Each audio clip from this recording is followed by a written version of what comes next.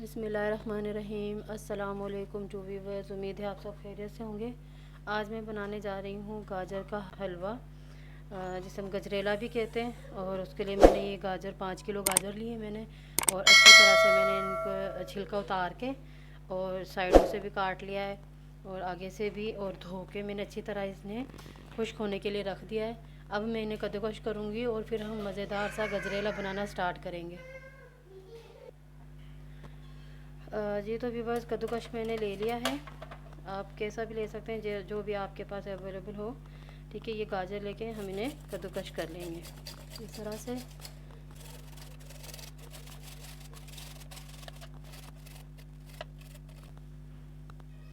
इस तरह से कद्दूकश कर लेना आपने। जी तो व्यूअर्स, मैंने सारी गाजर कद्दूकश कर ली हैं अच्छी तरह से। तो चलिए तो बनाना स्टार्ट करते हैं।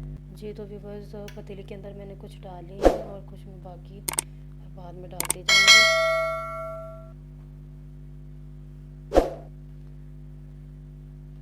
और फ्लेम को मैंने ऑन कर लिया है और साथ साथ में हम इसको चलाते जाएंगे। फ्लेम को मैंने अभी मीडियम से थोड़ा सा ज़्यादा रखा है और फिर इसको साथ साथ में चलाती जाऊंगी ताकि ये नीचे से जले भी ना। और काफ़ी टाइम लगेगा इसको पकने में, तो इसके लिए तकरीबन 2 से 3 घंटे तो हों इसको पकने में। तो चलें तो इसको ड्राई होने तक वेट करते हैं इसका। जी तो भी बस सारी गाजर मैंने डाल दी है इसके अंदर, और अब हम इसको पकने के लिए छोड़ देते हैं और साथ साथ चलाते भी जाएंगे। देखते हैं कि मैंने जो 5 किलो गाजर इसके अंदर डाली थी वो कितनी अच्छी तरह से ड्राई हो गई। देखिए पानी अच्छी तरह से खुश्क हो चुका है इसके अंदर। और अब हम इस पॉइंट पे इसके अंदर दूध डालेंगे। जितनी ही मैंने गाजर ली है उतना ही इसके अंदर दूध डालूँगी। 5 किलो गाजर है तो 5 किलो ही मैं इसके अंदर दूध डालूँगी। बहुत ही मज़े का गजरेला हमारा बन के तैयार होगा। जी तो व्यूअर्स, अब मैं दूध इसके अंदर डालने लगी हूँ और ये मलाई के साथ है। और इसके अलावा भी मैंने 2-3 दिन की मलाई इकट्ठी करके रखी हुई थी, वो भी मैं इसके अंदर डालूँगी। उससे ये एक फ़ायदा होगा कि मुझे इसमें खोया नहीं डालना पड़ेगा। जी तो व्यूअर्स, ये मलाई है, इसको थोड़ा सा मैंने गरम कर लिया है ताकि बर्तन से अच्छी तरह से अलग हो जाए। और ये मैंने मलाई भी इसके अंदर डाल दी और अच्छी तरह से इसको मिक्स कर देंगे और इसे खुश्क होने तक अच्छी तरह से पकाएंगे। जी तो भी बस आप देख सकते हैं कि दूध उबलना शुरू हो गया है। और अब तक मैंने फ्लेम को मीडियम से थोड़ा ज़्यादा ही रखा हुआ था, और अब मैं इसे कम कर दूंगी, मीडियम से भी कम। तो व्यूअर्स, इसे बिल्कुल ड्राई होने तक वेट करते हैं। जी तो व्यूअर्स, दूध हमारा काफ़ी हद तक खुश्क हो चुका है इसमें से।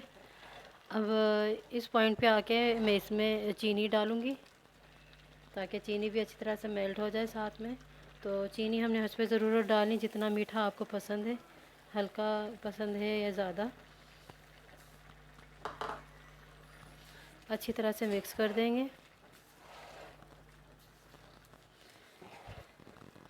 और इसको मज़ीद खुश्क करेंगे अच्छी तरह से।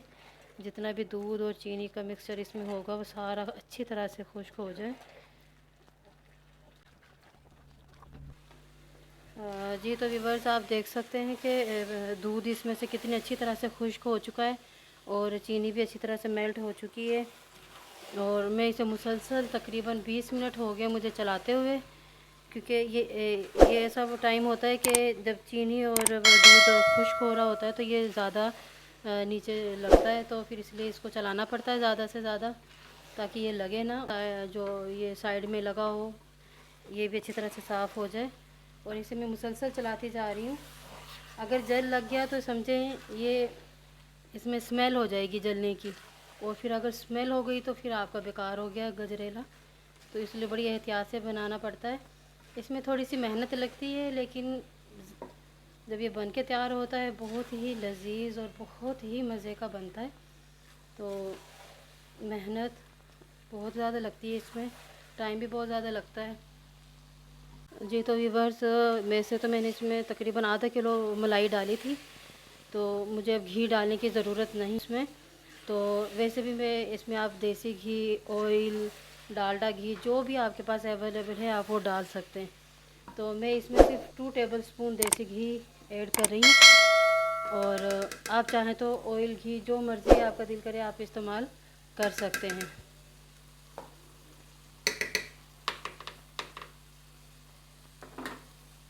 और अच्छी तरह से मिक्स कर देते हैं। और तकरीबन 90% तक तो ये हो चुका है ड्राई। मज़ीद इसमें 10 से 15 मिनट और लगेंगे इसको ड्राई करने में, और ये मुकम्मल अच्छी तरह से ड्राई हो जाएगा। पानी हमने अच्छी तरह से खुश्क कर लेना है, इसमें से कोई नमी ना रहे। बाद में फिर जैसे हम फ्लेम को ऑफ़ करते हैं तो ये फिर पानी पानी सा छोड़ देता है।